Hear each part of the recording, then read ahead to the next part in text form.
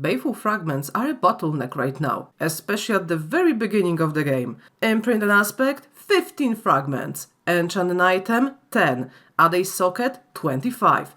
And what's worse, there are a few legendary items and when salvaged, they only yield a few fragments. We can craft veiled crystals and even forgotten souls, which are easy to stockpile if you play Helltides, but baleful fragments are still the real problem. And yes, we can craft them too now, but it may be quite expensive. This is clearly a problem at the beginning of the game, so I'll give you some advice. First of all, I know how it's going to sound, but until you reach Torment 1 or even 2, don't waste materials on item upgrades other than tempering. You can easily reach Torment 1 on yellow items without gems or aspects, but tempering is your friend. It's inexpensive, requires basic crafting materials that can be obtained from any item and can make a huge difference. Always apply tempering, especially if you're low on damage. Add bonuses to the type of damage your build uses, such as shadow, fire, poison, and so on. The next tip is for those who have the Lord of Hatred expansion. Once you reach Torment 1, make use of the boss trophies that drop throughout the world. These are always yellow quality items and can be obtained from the Tree of Whispers, bartering with mercenaries, world bosses, nightmare dungeons, legion events, Helltide, and the Blood Maiden. You only need 5 trophies to use the Horadric Cube's amalgamation and create a unique item tied to the boss whose trophy you used. For example, Exquisite Blood can create a unique item that drops from Zir. Salvaging the unique will give you over 20 baleful fragments.